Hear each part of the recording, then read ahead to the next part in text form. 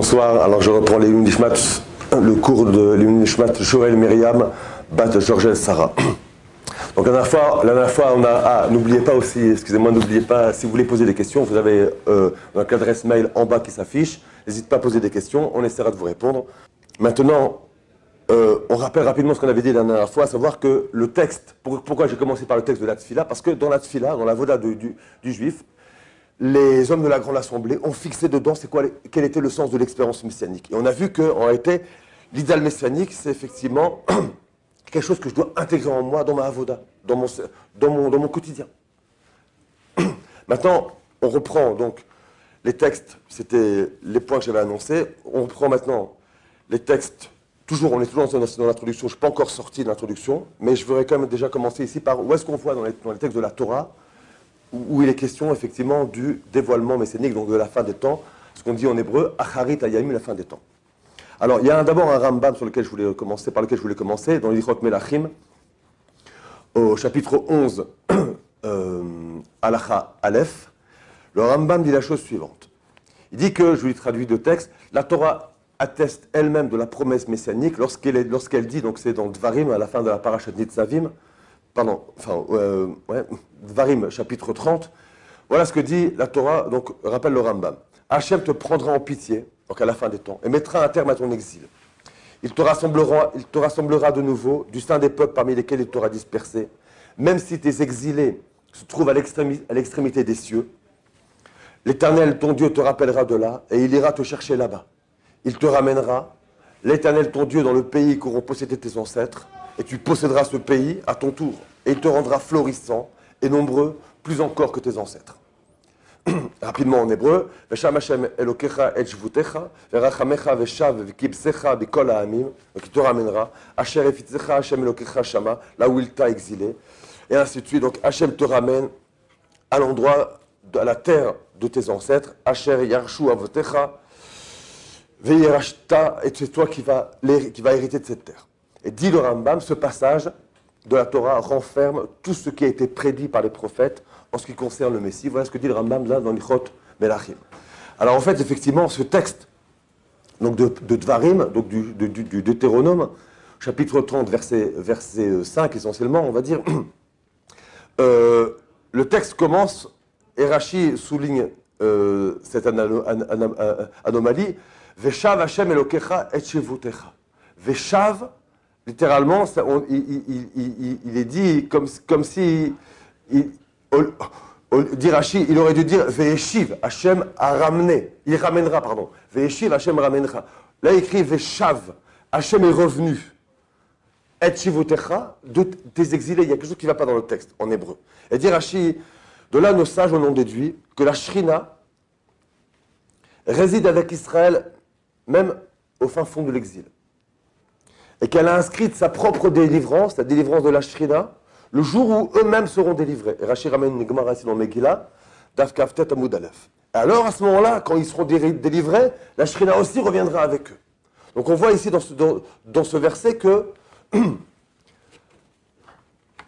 je vous rappelle que ce qui est intéressant dans cette parashat Nitzavim, que j'invite à lire jusqu'au bout, parce que ce qui est intéressant dans cette parashat Nitzavim, c'est qu'on parle de la fin du Sefer Torah, et qui dit la fin du Sefer Torah, dit en réalité la fin de l'écriture des 6000 ans de l'histoire du monde.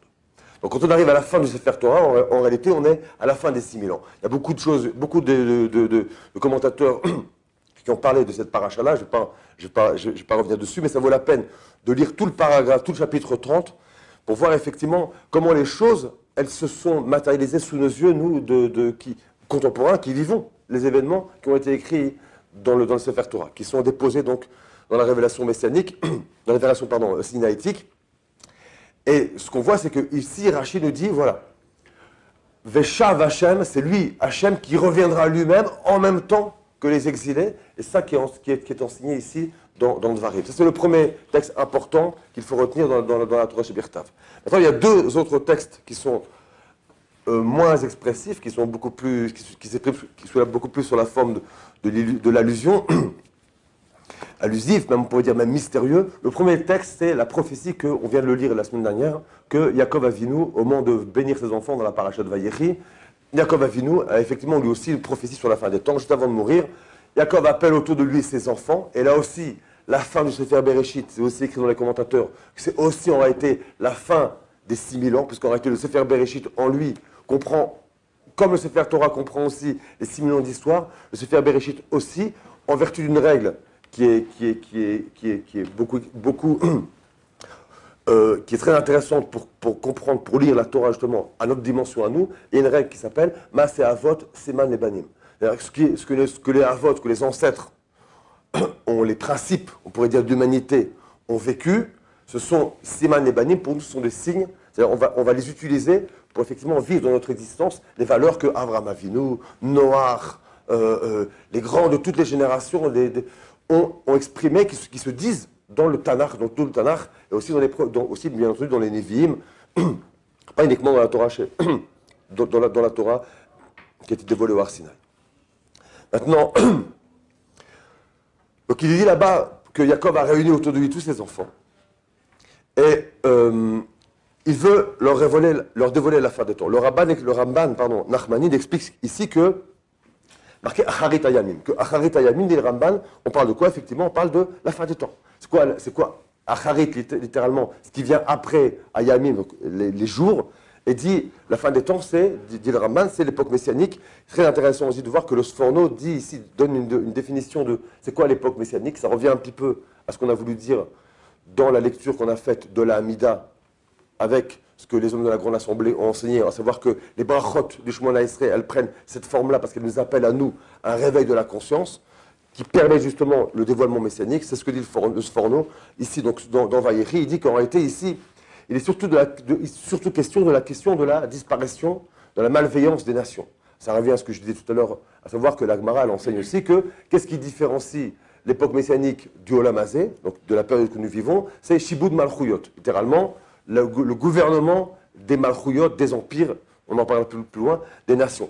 La malveillance des nations, dit le Sforno, voilà ce que en réalité il faut entendre par l'époque messianique. Et il dit la chose suivante, je traduis en français, il dit qu'en réalité que les temps futurs, donc, c'est une période pendant laquelle le roi Messie régnera déjà, écoutez bien ce qu'il dit, et c'est pendant cette période, une fois que le mal aura disparu de la terre et que les ennemis d'Hachem seront réduits au silence, comme on l'a vu dans la Hamida aussi, que le temple d'Hachem sera reconstruit, alors à ce moment-là, il pourra redevenir le centre spirituel de l'ensemble de l'humanité. Mais ça veut dire que, premièrement, il faut faire disparaître le mal. Et faire disparaître le mal, ça commence avec moi. Je reviendrai souvent là-dessus, sur cette idée-là. On ne peut pas attendre le Mashiach et prier, faire une Amida en toute conscience, si d'un autre côté, on se comporte mal dans les rapports du Ben Adam Lachavero, par exemple, mon rapport avec mon prochain. C'est parce que l'idéal messianique, c'est un idéal de fraternité. Et ça qui dit aussi le Sforno, c'est pas pour rien que Yaakov Avinu ait réuni autour de lui tous ses enfants, parce que c'est exactement en fait la transmission de ce Maaseh Avot Siman Lebanim, cette transmission qui se donne sous la forme de, c'est le Midrash qui raconte ça, la Gemara, plus exactement dans Psachim, dans 56, Nunva, pardon, Aleph, que c'est à ce moment-là que les enfants Yaakov Avinu prennent le Ol Malchut Shamaim en faisant le Shema Israël. C'est-à-dire que le développement messianique, c'est effectivement, sous cette forme-là, telle qu'elle se dit à la fin du Sefer Bereshit, c'est prendre sur soi l'idée de faire disparaître en moi le mal, et c'est-à-dire de comprendre que tout ce qui peut m'arriver en mal, parce qu'effectivement, il y a aussi des choses qui nous arrivent en mal, on ne va pas nier le réel, que tout ça, en réalité, c'est l'expression du Echad Gamour que Hachem lui-même, il fait. De la manière que dans la Birkat HaOda du Shemona Esrei, la bracha du remerciement, elle va ensemble, elle va en même temps que la bracha qui vient sur la Avoda. On a Avoda, Oda'a, Birkat Kohanim, et après la bracha sur le Shalom, Sim Shalom. La Oda, le remerciement, parce qu'en réalité, c'est pouvoir dire effectivement que tout ce qui m'arrive, c'est un Tov Gamour. Ça, c'est un très haut niveau dans la conscience humaine, ça. Et c'est ce qui s'est passé ici. C'est ce que Yaakov, effectivement, a réussi à transmettre à ses enfants, le Echad Gamour, dans tout ce qui arrive. Donc, c'est la disparition, effectivement, de la malveillance, la disparition du mal. Ça, c'est ce que dit le Sforno. C'est le deuxième texte qu'on a dans le canon dans la Torah chez Birtav. Troisième texte qu'il y a dans la Torah chez Birtav, qui est le plus compliqué, le plus mystérieux, on va finir avec ça, on va essayer d'aller assez vite. C'est le texte dans Bamidbar, Kaf Dalet, chapitre 24, où c'est la fameuse prophétie de Bilam, Bilam qui était un prophète non juif, et qu'il adresse au roi Balak. Et voilà ce qu'il dit là-dedans. Viens, je veux t'avertir de ce que ce peuple, en parlant d'Israël, un peu plus loin, il dit, voilà, je le vois, à propos du Mashiach, mais pas maintenant, je le regarde, mais pas de près, une étoile a cheminé de Yaakov, un sceptre s'élèvera d'Israël. Le texte dit en hébreu, Arenu veloata, voilà, je le vois, mais pas maintenant, loata. Ashurenu, je le regarde, velokarov, mais il n'est pas prêt. Darar kochav mi Yaakov, une étoile, littéralement, on peut dire, a écrasé, a cheminé, Hashem derech. Vekam shevet mi Israël, et un shevet mi Israël s'est levé. Là-dessus, il y a beaucoup de littérature qui est faite. Là, rapidement, il y a le Ramban qu'il faut regarder, mais on n'aura pas le temps. Rapidement, je vais faire le Orach Chaim Akadosh, qui dit des choses merveilleuses là-dessus. Il voit effectivement dans ce texte, donc, c'est clair, tous les commentateurs, en fait, le texte, on peut lire aussi jusqu'à la fin de la bracha de Bilam, la prophétie de Bilam, cette prophétie mystérieuse. En fait, tout le texte après, il parle aussi de la fin des temps, avec la guerre contre Amalek, avec les Arba Malchouyot. Tout est décrit, mais on n'a pas le temps vraiment de le faire maintenant dans le détail, parce que je voudrais avancer. Le Orach Chaim, en tout cas, il dit des choses formidables. Il dit effectivement que ces deux visions de Bilam, d'un côté, il le regarde, mais finalement, il n'est pas tout près. Après, qu'est-ce qui se passe? Il le voit, mais ce n'est pas tout de suite. Après, d'un côté, c'est une étoile, d'un autre côté, c'est un sceptre. Le sceptre, vous savez, c'est le bâton qui est le bâton de royauté. Alors, il explique en réalité, ce sont deux formes de galouillotte, et deux formes de libération, de Géoula.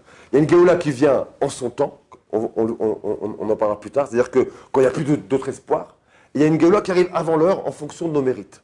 Et là, le Orach Chaim, je vous conseille de le faire, on le fera peut-être en aparté, parce qu'on ne va pas tout faire ici, mais c'est intéressant. En particulier, c'est dans ce texte-là que le Orach Chaim explique que, même par rapport à Mashiach ben Yosef, qu'il appelle ici Mashiach ben Ephraim, même par rapport à Mashiach ben Yosef, il peut mourir ou pas. En fonction, effectivement, des srouillottes, on voit qu'ici, il fait dépendre, et on revient encore une fois de plus à ce que j'ai dit depuis le début, il fait dépendre, en fait, la Géoula, la libération, que de nos srouillottes.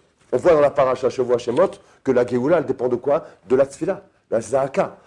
La tzahaka que les Bnei Israël ont fait à partir Mina Avoda, c'est écrit, c'est intéressant en plus. C'est une tzahaka, c'est un cri, une prière qui vient de la Avoda. Alors c'est vrai, c'est la Avoda physique, mais c'est aussi la Avoda, on peut prendre aussi au sens de la Avoda Hashem.